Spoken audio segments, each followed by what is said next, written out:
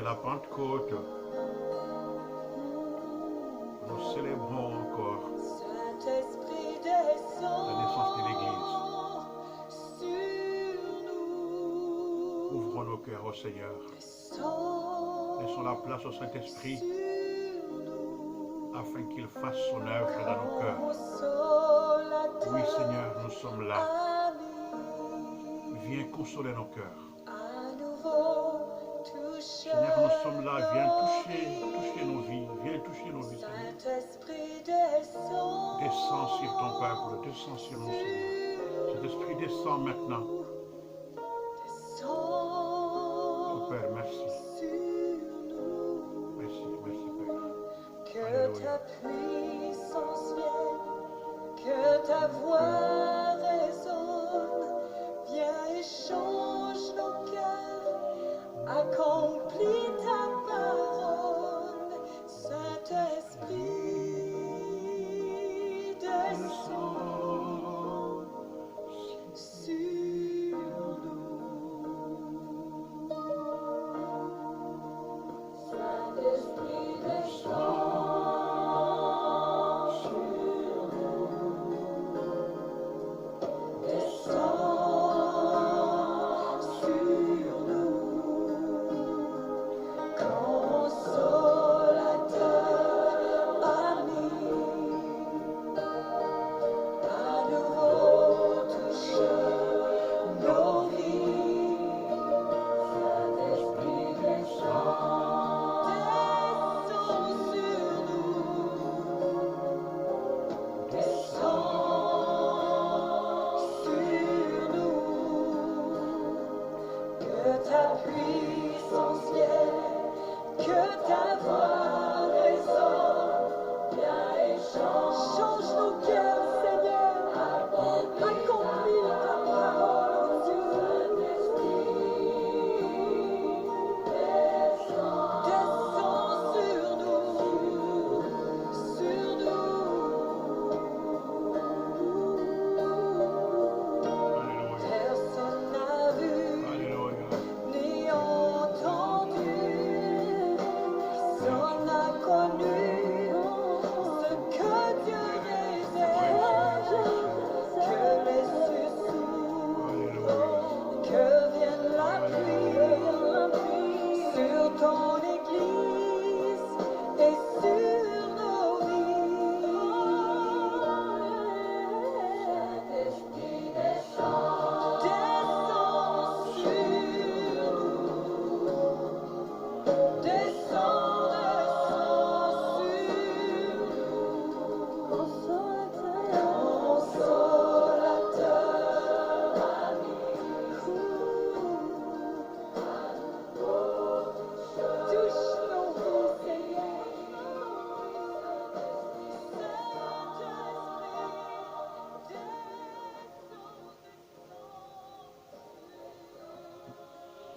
Bien-aimés dans le Seigneur, nous sommes dimanche 31 mai. C'est dimanche où nous sommes réunis chacun chez lui, à l'église, dans un temple, ou à travers les réseaux sociaux, pour célébrer la Pentecôte, pour célébrer ce jour merveilleux, ce jour qui commémore la naissance de l'Église.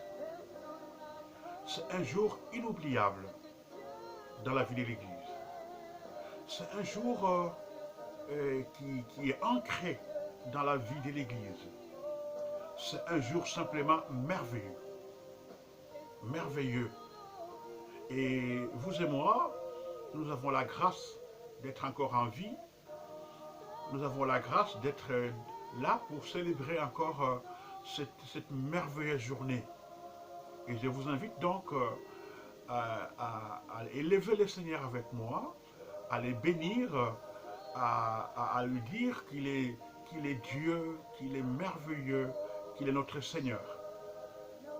Alors ce matin, je voudrais vous partager un enseignement sur la Pentecôte. sur la Pentecôte, sur le Saint-Esprit, sur les événements qui se sont déroulés les jours de la Pentecôte. Et c'est un passage que nous n'avons cessé de lire, d'exploiter, de commenter depuis que nous célébrons les Pentecôtes. Alors, ce matin, j'ai choisi pour vous les passages des Actes des Apôtres, le chapitre 2e. Alors, je vais lire à partir du premier verset au verset 13. Je disais Actes des Apôtres, chapitre 2, verset 1 jusqu'au verset 13. Alors, la Bible dit, quand le jour de la Pentecôte arriva, les croyants étaient réunis tous ensemble au même endroit. Tout à coup, un bruit vint du ciel comme si un vent violent se mettait à souffler. Et il remplit toute la maison où ils étaient assis. Ils virent alors apparaître des langues pareilles à des flammes de feu. Elles se séparèrent et ils se posèrent une à une sur chacun d'eux. Ils furent tous remplis du Saint-Esprit et se mirent à parler en d'autres langues, selon ce que l'Esprit leur donnait d'exprimer. À Jérusalem vivaient des Juifs pieux, venus de tous les pays du monde. Quand ce bruit se fit entendre, ils s'assemblèrent en foule. Ils étaient tous profondément surpris, car chacun d'eux entendait le croyant parler dans sa propre langue. Ils étaient remplis d'étonnement et d'admiration et disaient, ces gens qui parlent, ne sont-ils pas galiléens? Comment se fait-il alors que chacun d'eux, nous les entendons, nous les entendons parler dans sa langue maternelle? Parmi nous, il y en a qui viennent du pays des Parthes, des Médis et des Lames. Il y en a des habitants de Mésopotamie, de Judée, de Cappadoce, du Pont, de la province d'Asie, de Phrygie et de Pamphylie, d'Égypte et de la région de Cyrène en Libye. Il y en a qui sont venus de Rome, de Crète, d'Arabie. Certains sont nés juifs et d'autres se sont convertis à la religion juive. Et pourtant, nous les entendons parler dans nos diverses langues des grandes œuvres de Dieu. Ils étaient tous remplis d'étonnement et ne savaient que penser.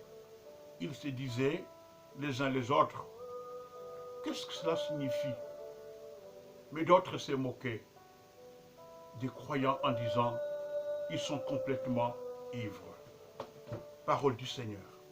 Alors, bien-aimés dans le Seigneur, je disais que ce matin, je voudrais partager avec vous sur les thèmes de la Pentecôte.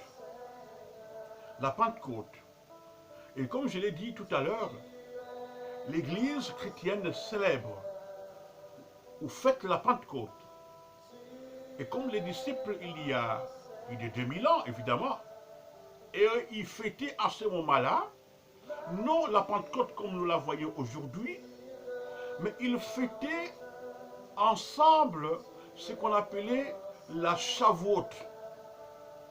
Alors, je vais vous expliquer ça.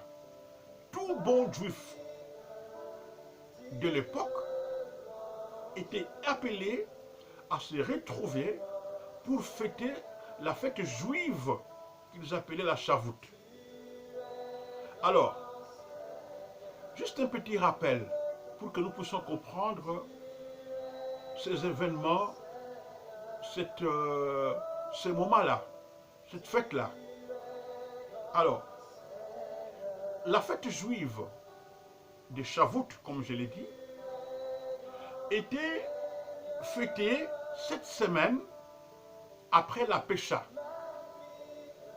Donc la Shavuot, c'était la fête juive qui s'est fêtée 7 semaines après la Pécha. La Pécha qui n'est rien d'autre que la Pâque. Donc, ça fait la Chavoute que nous fêtons aujourd'hui comme Pentecôte est une fête qui était là 7 fois 7 semaines. Donc, une semaine de 7 fois 7 semaines, ça fait au total 49 jours. Et les 49e jour, c'était arrivé, c'était accompli hier. Et donc aujourd'hui, tous les Juifs qui avaient observé les 7 fois 7, donc les 49, qui sont arrivés les 50e jour, donc aujourd'hui, après la Pâque, se retrouvaient à Jérusalem pour commémorer cette fête juive qui était très importante pour eux. Donc, vous savez qu'ils fêtaient à la Pécha, à la Pâque, la libération d'Égypte. Mais à la Chavoute, ils fêtaient en fait la réception par Moïse des tables de la loi. Alors, je vais récapituler. La Chavoute, qui est une fête juive, était célébrée, était fêtée 7 semaines plus tard, donc 49 jours après la Pâque.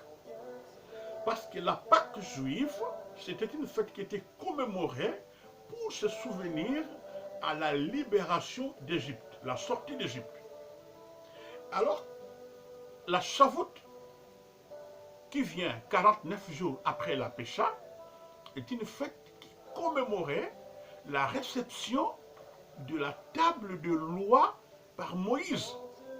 Et donc c'est une fête qui était très importante parce qu'elle commémorait, on va dire, les commencements du judaïsme. C'était une fête très importante parce qu'elle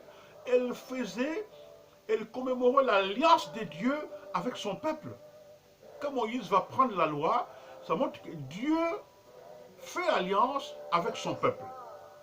Alors, les disciples, la Bible dit, s'étaient regroupés pour cette fête-là aussi.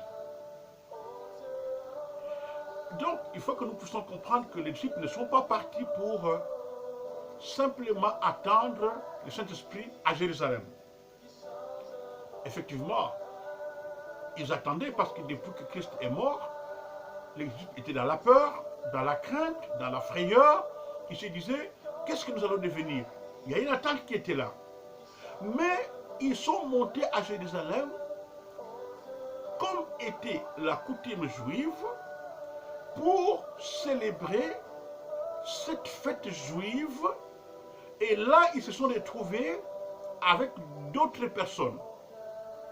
Alors, avançons. Alors, la question que nous pouvons nous poser, qu'est-ce que nous fêtons au juste, nous, en tant que chrétiens? Alors, la réponse la plus simple que chacun peut me dire, nous fêtons la Pentecôte. Généralement, nous disons ça, et je l'ai dit tout à l'heure, la Pentecôte qui marque les commencements de l'Église chrétienne. Nous sommes aujourd'hui en train de célébrer l'anniversaire de la naissance de notre Église. Et ce qui est évident. Mais dire que nous fêtons simplement la Pentecôte, c'est un peu réduire la dimension de la fête juive par rapport à la vision du peuple juif. Alors, les textes que je vais vous lire, nous allons retourner sur les textes pour que nous puissions comprendre exactement c'est quoi la Pentecôte. Et c'est fondamental en tant que chrétiens que nous puissions faire recours à l'histoire. Et ce qui est important pour nous permettre comment s'est organisé cet événement, ce jour-là, de la Chavoute, et que nous célébrons aujourd'hui en tant que Pentecôte. Alors, que s'est-il passé au juste? Nous avons lu tout à l'heure, que s'est-il passé au juste ce jour-là, à cette première Pentecôte chrétienne, à Jérusalem? N'oublions pas que là, nous sommes à Jérusalem. Nous sommes à Jérusalem, Alors la ville est en fête. Prenez le contexte que la ville est dans une grande fête, la ville est dans une grande effervescence, parce que c'est une journée qui était commémorée, qui était connue. Il y avait beaucoup de pèlerins qui sont venus partout dans le monde. Il n'y avait pas seulement que les disciples. Les disciples faisaient partie aussi de pèlerins qui sont venus du monde entier pour venir commémorer la fête juive. Il est très important que tu puisses souligner cela. Donc, si je peux résumer, donc il y avait la grande fête qui avait invité ou qui avait fait appel ou qui avait ramené plusieurs personnes venues du monde entier. Et nous le lisons au verset 5 du chapitre 2. La Bible nous montre qu'il y avait pratiquement tous les continents qui étaient représentés, y compris l'Afrique. Parce que la Bible dit, il y avait à peu près 15 origines qui sont venues à cette fête pour célébrer la Chavoute. 15 pays cités sur 3 continents. À l'époque, il y avait l'Afrique, parce qu'on cite l'Égypte, la Cyrène, en Libye. Il y avait les Africains, il y avait les Européens, il y avait les Asiatiques. Il y avait à peu près 15 nations qui étaient représentées à côté des Galiléens, à côté des disciples. Et tous étaient venus pour un seul objectif. Ils sont venus tous pour commémorer le 50e jour après la Pâque. Ils sont venus pour commémorer la Chavoute après 49 jours du péché, de la Pâque, de la libération. Ils sont venus commémorer, n'est-ce pas, la réception de la table de la loi par Moïse. Ils sont venus commémorer, n'est-ce pas, l'alliance de Dieu, que Dieu va faire avec son peuple ce jour-là. C'est un événement merveilleux. C'est un événement merveilleux. Alors, la Bible dit, il y avait du monde. Donc la ville était vraiment en mouvement. La ville était en ébullition. Remarquons cela. La ville, il y avait tout le monde. Imaginons, il y avait 15 nationalités, 15 pays.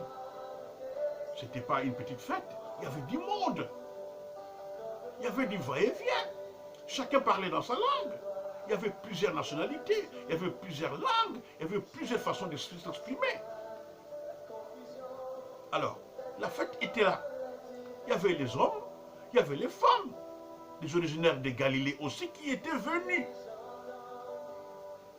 Alors, en dehors de ceux qui sont venus du monde entier, il y avait aussi les Galiléens qui sont arrivés à la fête, qui étaient réunis là-bas. Mais le problème c'est quoi? Et ils parlent les Galiléens.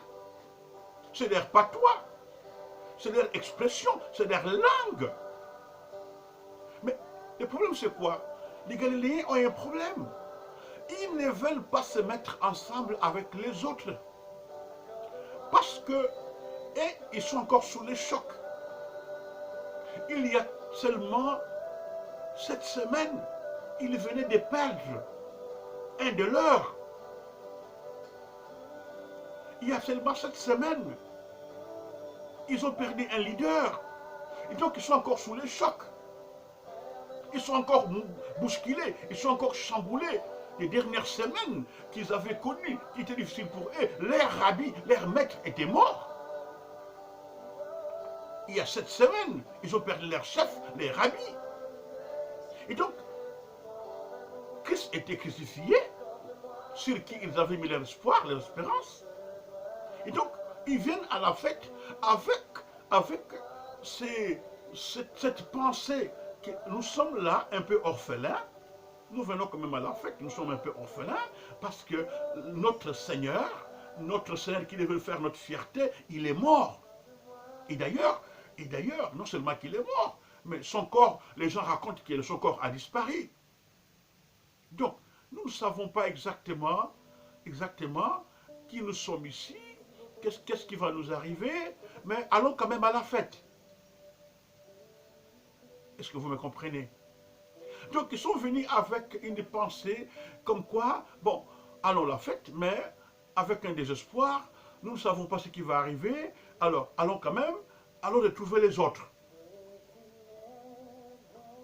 Alors la Bible dit, tout à coup, pendant qu'ils étaient dans la fête et dans leur petit coin, la foule, quelque part, à l'effervescence, mais les Galiléens est regroupés entre eux, dans cette peur-là, on ne sait pas ce qui va arriver, nous sommes dans la fête, mais bien sûr d'accord, mais nous sommes un peu orphelins de nous-mêmes. Parce que notre Seigneur n'est pas là. La Bible dit, c'est à ce moment-là.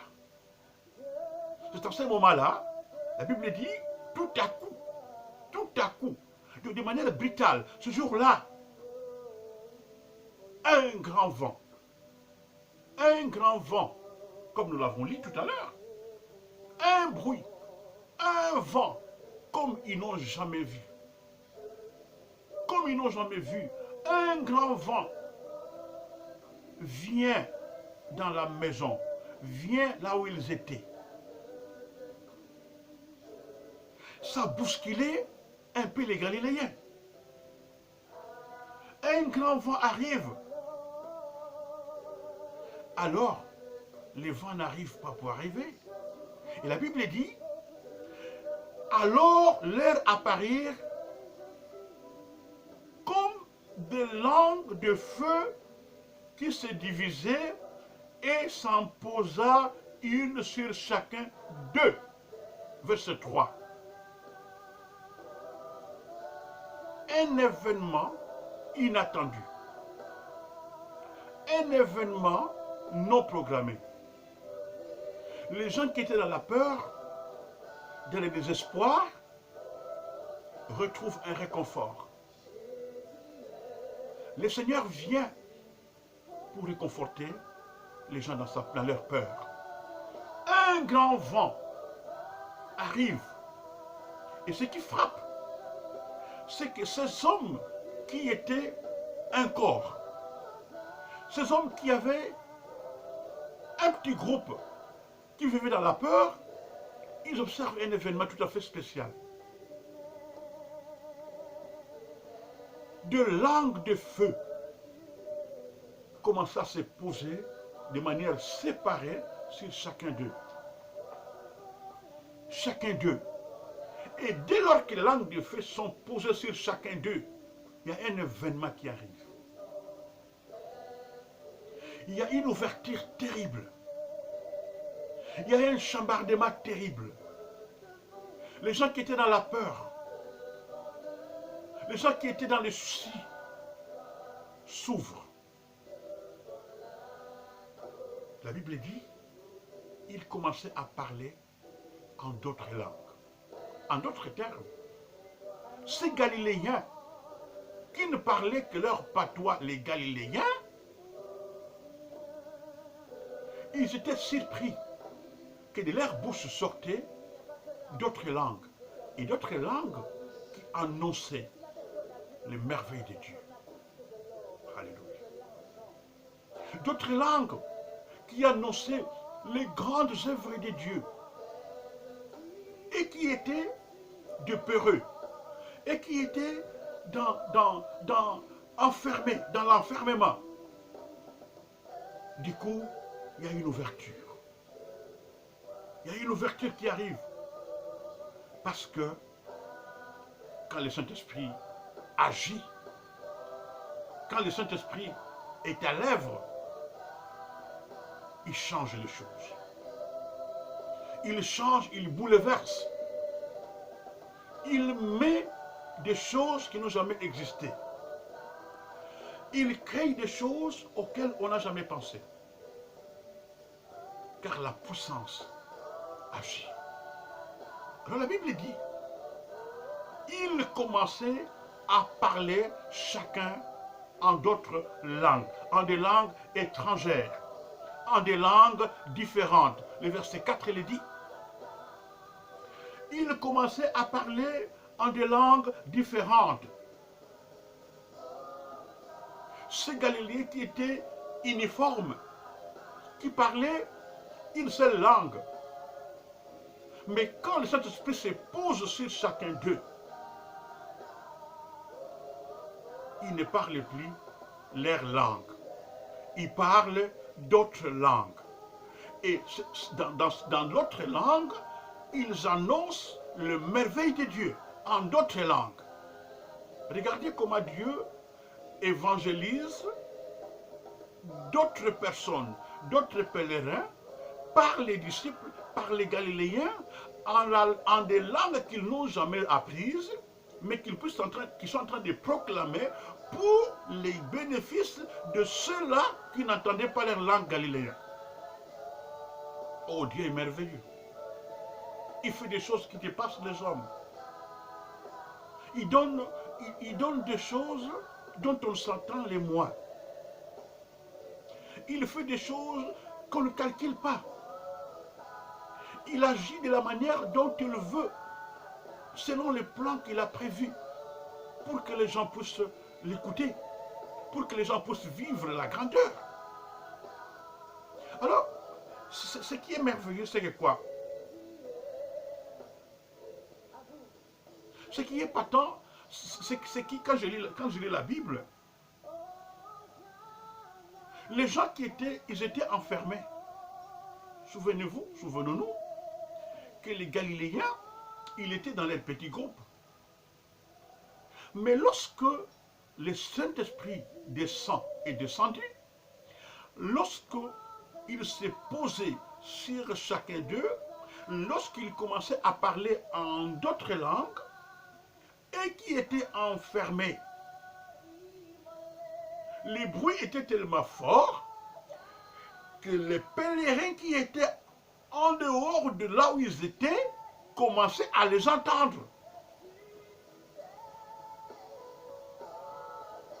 Donc, pendant qu'ils étaient en train de parler, ils étaient captés, ils étaient emportés par l'Esprit de Dieu. Ils étaient en train de parler en langue. Ils étaient en train de parler en langue. Et ils ne savaient pas. Ils ne savaient pas. Mais le bruit et cet événement était entendu d'autres pèlerins qui étaient venus pour la même fête qu'eux.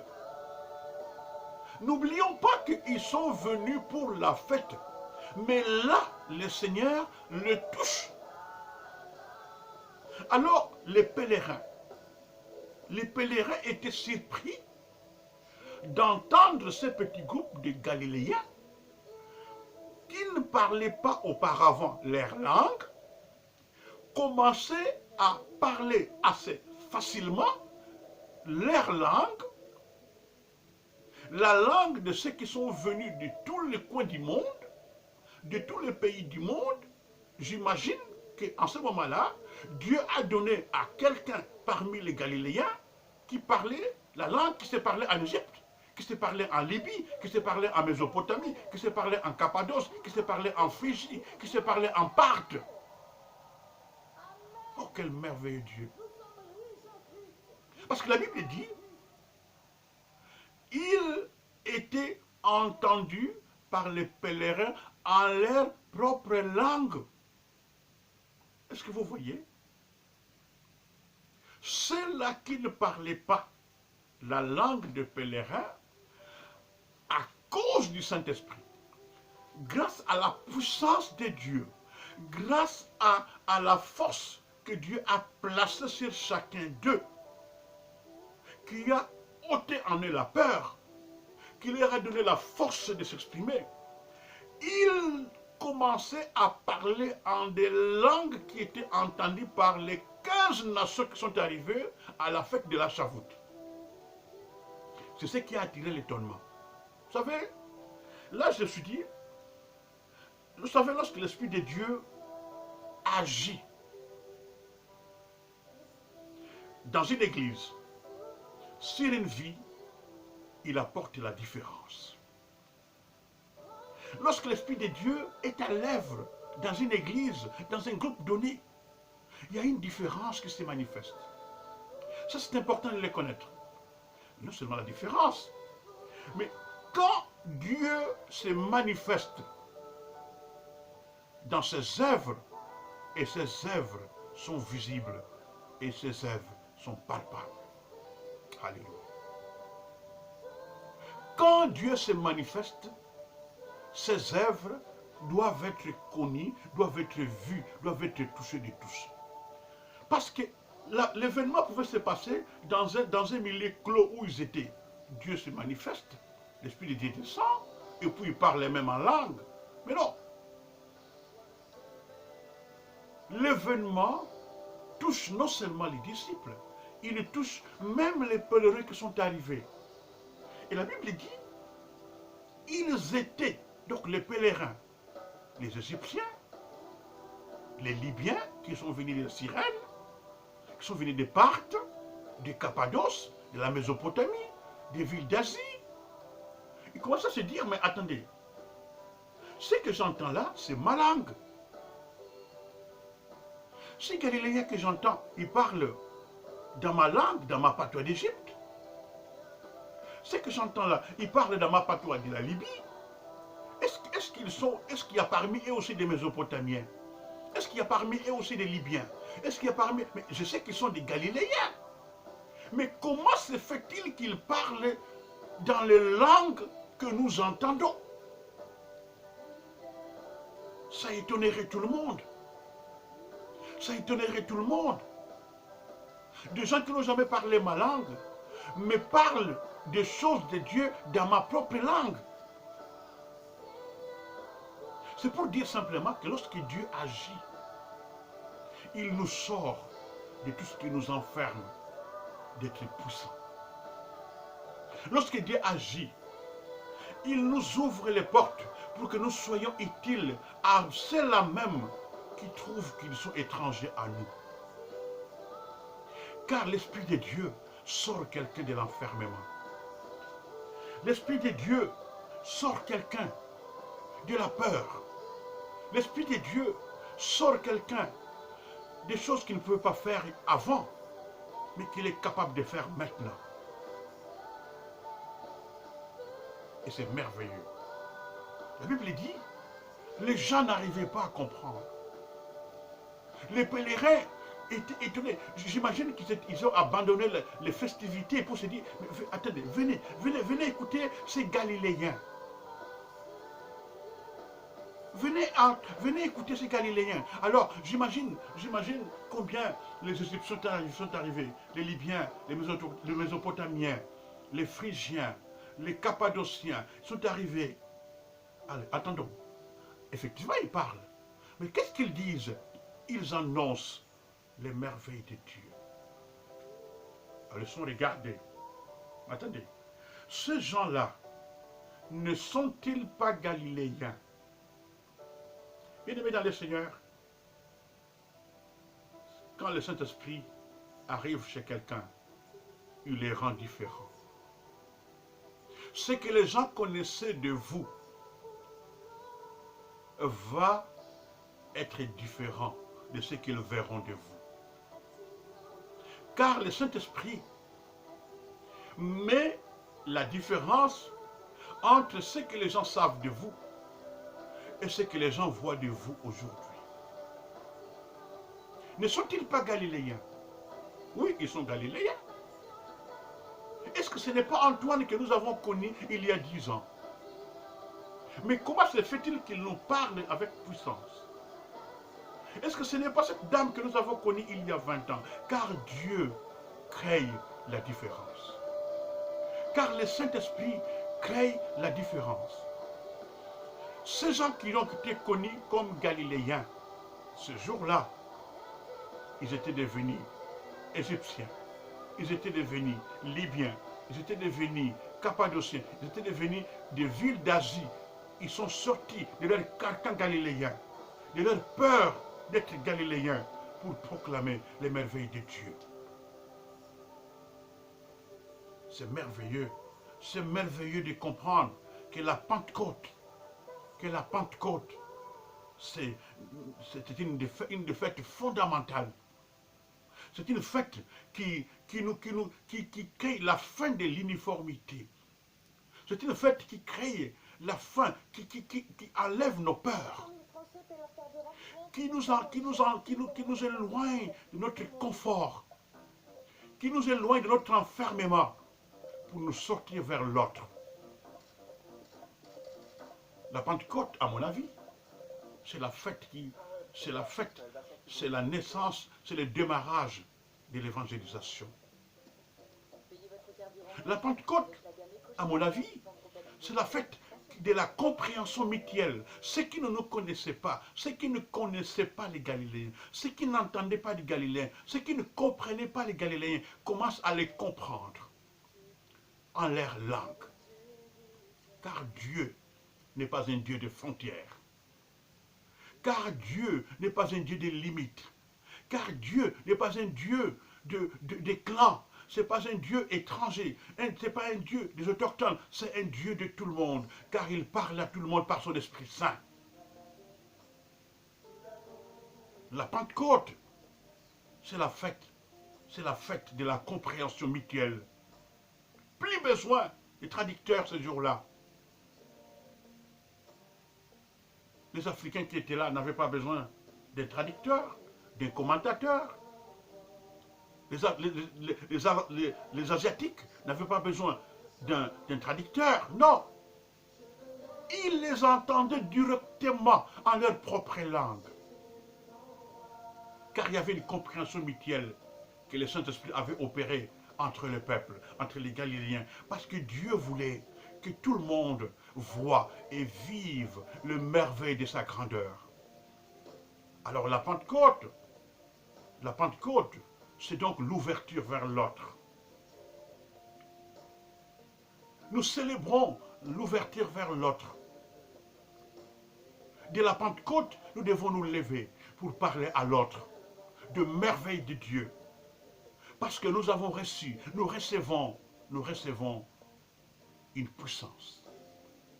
Une puissance qui nous éjecte de notre peur. Une puissance qui nous sort de notre enfermement. Une puissance qui nous pousse vers l'autre. Et l'autre veut voir à nous que nous avons reçu de Dieu quelque chose de particulier.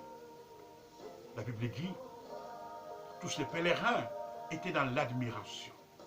Waouh, c'est pas possible. Et ils étaient dans l'étonnement.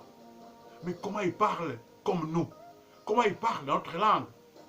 Car Dieu, c'est un Dieu de miracles. C'est un Dieu de grandes choses. Car Dieu, c'est un Dieu de choses inattendues. Quand l'Esprit de Dieu habite en vous, il fait des choses merveilleuses. Il fait des choses inattendues. Il fait des choses étonnantes. Il fait des choses d'admiration. Même si, et comme ce jour-là, d'autres personnes parmi les pèlerins commençaient à se moquer. Oh, mais les saints doivent être ivres. Oh, mais non, c'est pas possible. Comment cela peut arriver? Eh bien, c'est possible que quand l'Esprit de Dieu est en vous, que d'autres personnes s'en moquent.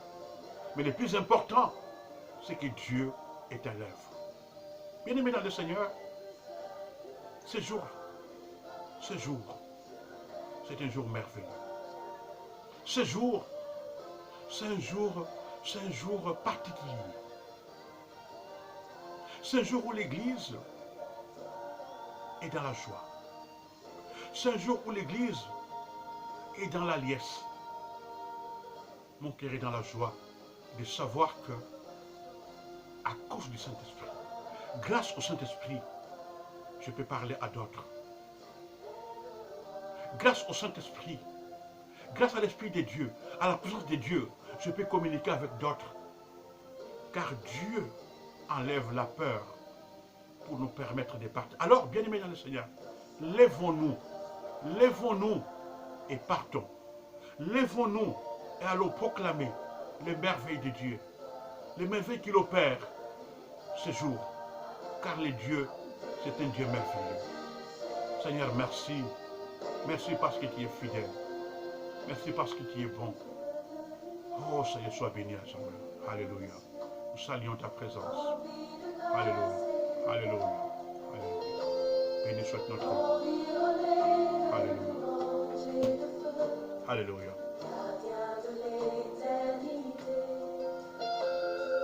Pourquoi quitter ce palais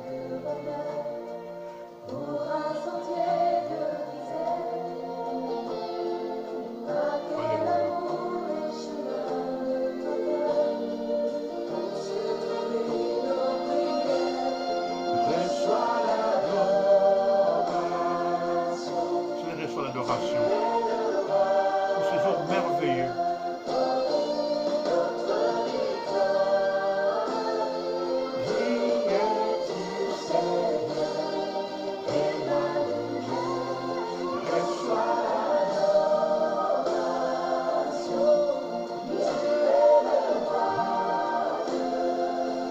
Éternel Dieu Tout-Puissant,